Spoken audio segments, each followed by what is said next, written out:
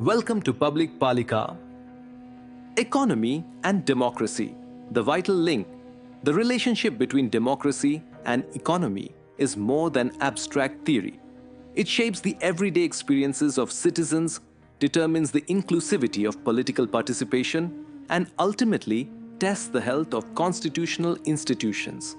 In recent decades, the Indian experience, like that of many democracies worldwide, has revealed both the transformative potential and the systemic vulnerabilities that arise when economic policy becomes captive to narrow interests or fails to serve the wider public good.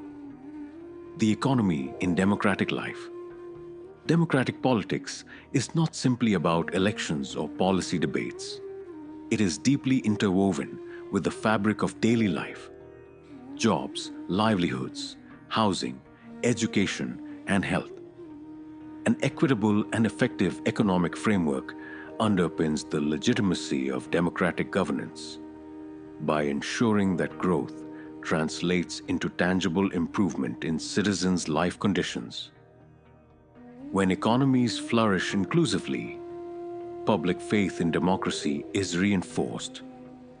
When economies are marked by exclusion, insecurity, and inequality, the authority of the political system erodes, fueling cynicism, polarization, and unrest. Everyday polity and economic agency, welfare delivery. The quality of health, education, and social protection is a direct measure of a democracy's priorities and success. Access and opportunity. Economic power inequality often translates into political power imbalances, limiting who can participate meaningfully in public life or even access justice.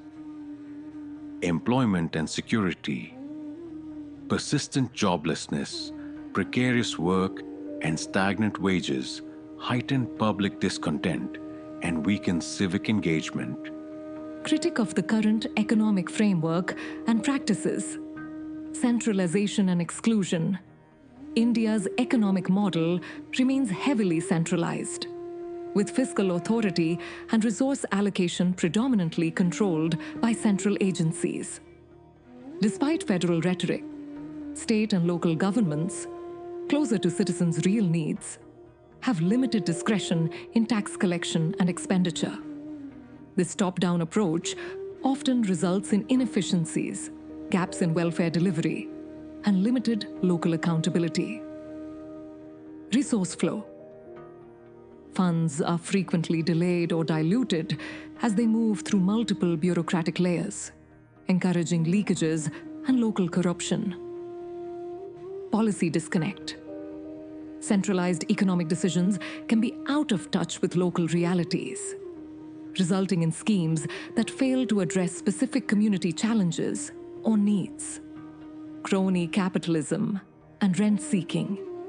The intersection of big business and politics in India has fostered an environment where policies are sometimes tailored to benefit a few at the expense of the many.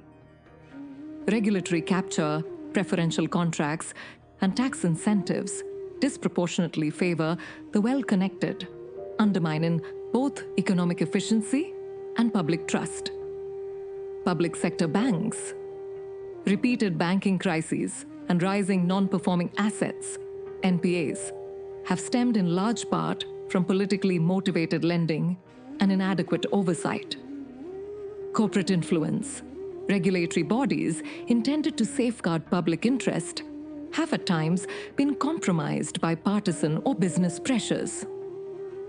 Social sector neglect. Despite constitutional commitments, the allocation to critical sectors like health and education remains inadequate.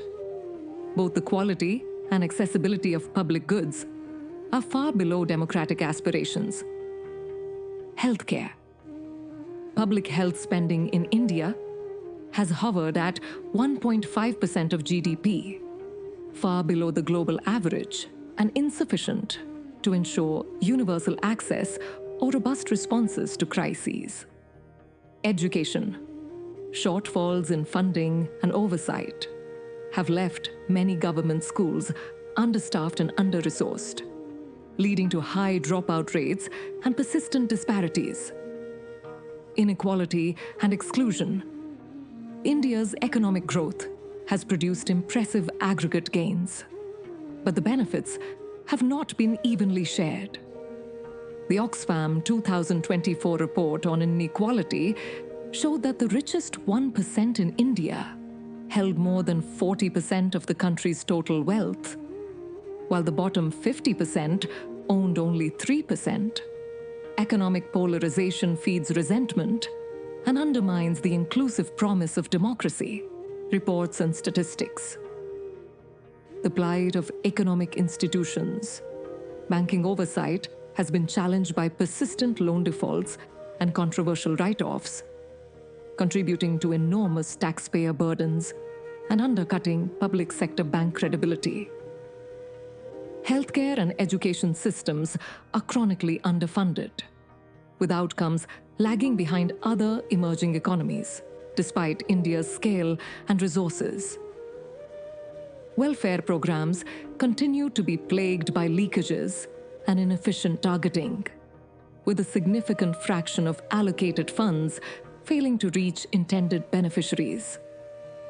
Thus, economy shall be the fourth pillar.